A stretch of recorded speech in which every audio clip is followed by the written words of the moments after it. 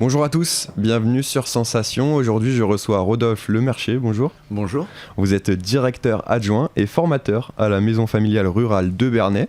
Elle est située au 199 rue de Bouffay à Bernay. La MFR, comme on l'appelle généralement, est un établissement d'enseignement pas comme les autres. C'est vous qui le dites sur le site internet. Alors, c'est quoi, Rodolphe Lemercier, une MFR ? Alors une MFR, c'est donc une maison familiale rurale. Il y en a environ 450 un peu partout en France et 36 sur les 5 départements normands et seulement 2 dans l'Eure, dont celle de Bernay. Chaque maison familiale a sa particularité avec ses propres formations, ses domaines d'enseignement, mais toutes ont un point commun, c'est l'alternance. Toutes les formations que nous proposons en maison familiale sont en alternance, c'est-à-dire que les jeunes sont une semaine à l'école, une semaine en stage, et cela dès 14 ans, dès les classes de 4e, 3e à vocation de découverte des métiers.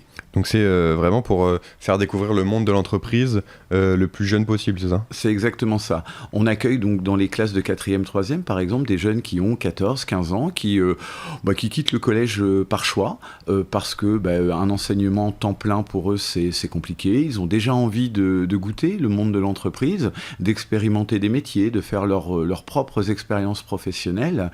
Et en fait, ça fonctionne bien parce que ça crée des vocations. On a plein de jeunes qui, au collège, accrochaient pas forcément et puis redécouvrent l'envie d'apprendre parce qu'ils sont en phase avec le monde professionnel. Alors, tout domaine, dans les classes de 4e, 3e, on a des jeunes intéressés par la coiffure, la mécanique, la vente, enfin vraiment tout domaine. Et le but, c'est que nous les accompagnions après vers la voie professionnelle, vers un bac pro, vers un CAP, pour qu'ils ils apprennent là, cette fois, véritablement le métier qu'ils ont choisi. Et justement, comment on choisit le métier ? Est-ce qu'il y a des classes spécifiques dans la MFR ? Est-ce que c'est plutôt des formations généralistes ou très individualisées ? Alors non, voilà, donc les classes de 4e, 3e, c'est vraiment multi-orientation, tous les jeunes sont dans la même classe, on est une petite structure, nous à Bernay, nous avons 160 élèves sur l'ensemble de l'école, et alors comme nous sommes en alternance, toujours maximum 80 élèves présents en même temps, ça explique le côté justement familial de la maison familiale, et puis nous avons eu une autre formation, c'est un bac pro. Donc à Bernay, c'est un bac pro service aux personnes, donc pour des jeunes, garçons et filles. Alors on a beaucoup de jeunes filles, c'est vrai, mais aussi quelques garçons qui se destinent au métier de l'accompagnement. Alors pour accompagner la petite enfance, la personne âgée, la personne en situation de handicap. Aussi beaucoup de jeunes qui se destinent au métier du soin et qui développent chez nous une véritable vocation pour travailler dans ces domaines-là. Et aussi les métiers de l'animation qui ont un peu la cote en ce moment. Alors 160 élèves, comment est-ce que vous les recrutez ? Est-ce qu'ils arrivent avec un dossier, un projet ? Vous leur demandez d'avoir un projet ? Alors on leur demande surtout d'avoir une motivation, une envie d'alternance. Vraiment, les parcours sont très divers.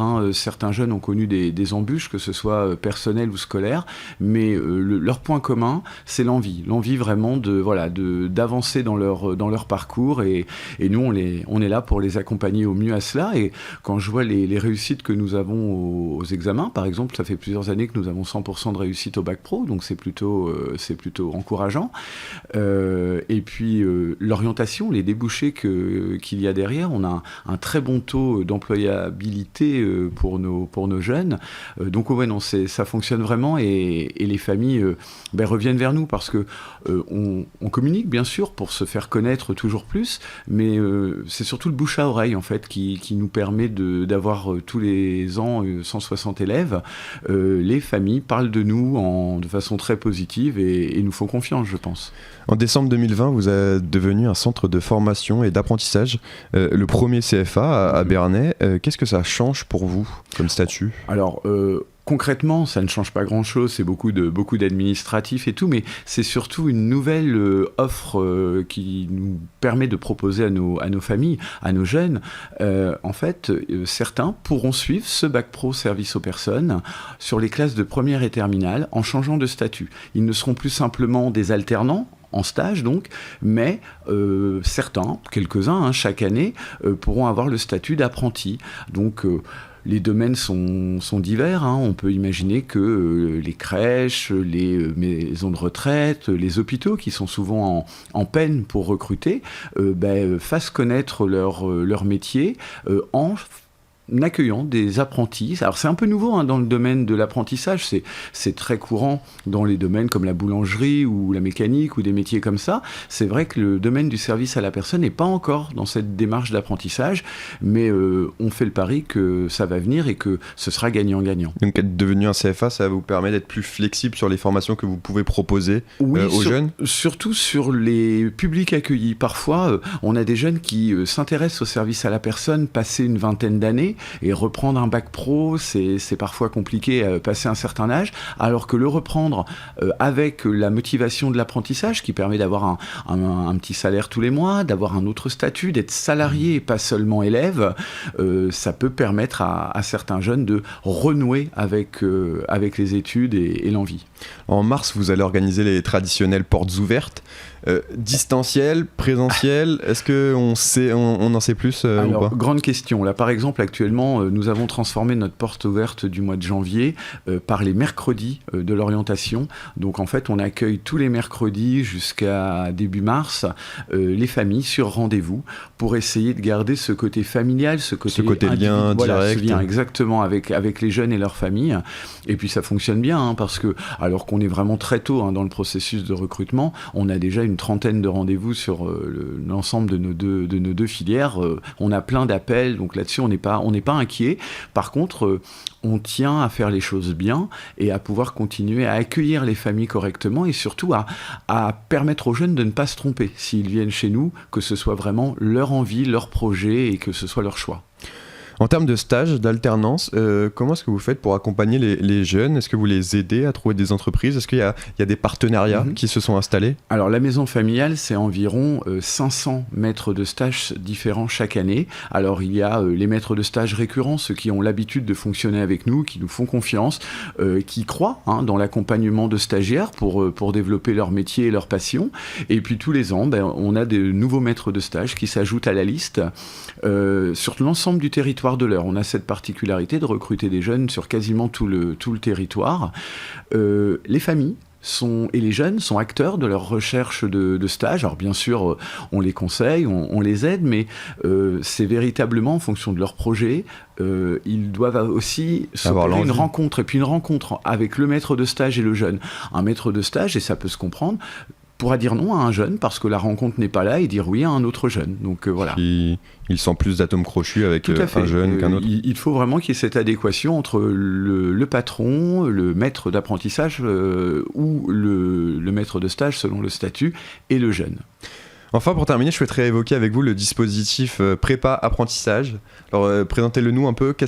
C'est quoi l'idée globale de ce dispositif ? Alors, en fait, c'est un dispositif tout simplement génial. Nous, on l'a mis en place à la rentrée dernière. On ne savait pas trop, forcément, où on allait avec ce dispositif. L'idée, comme ça, c'est d'accompagner des jeunes entre 16 et 29 ans qui sont un peu paumés dans leur orientation.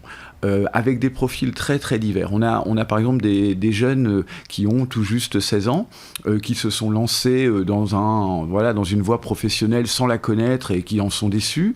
D'autres qui ont interrompu un apprentissage parce qu'ils n'étaient peut-être pas prêts encore à ce moment-là à signer un contrat d'apprentissage. Et on a des jeunes plus âgés. Certains, ça fait 4 ou 5 ans qu'ils sont à la maison, qu'ils sont un peu décrocheurs. Ils ont arrêté les études parfois en milieu de collège, des profils vraiment très divers. Et là encore, le point commun de tous ces jeunes, c'est ils ont retrouvé à un moment particulier, ils ont eu le déclic, ils ont retrouvé l'envie, ils se sont dit allez, là il faut que je fasse quelque chose. Et nous, on essaye de les accompagner. Alors, on utilise une expression qu'on aime bien, c'est on lève les freins. Tous ces jeunes, ils ont des freins, ils s'en rendent compte petit à petit et ils ne demandent qu'à être aidés. Alors ça fonctionne, mais incroyablement bien. Ça prouve que le territoire... Il y a des bons retours ? Alors on a des très bons retours et ça prouve que le territoire de Bernay a des besoins par rapport à ça parce que depuis la rentrée, on en est à notre 25e jeune accompagné dans ce dispositif, donc c'est énorme et puis on a encore plein de demandes, donc on est en entrée-sortie permanente, donc les jeunes peuvent rentrer et sortir de ce dispositif comme ils veulent. On a de très bons retours, on a déjà permis à 5 jeunes de signer des contrats d'apprentissage.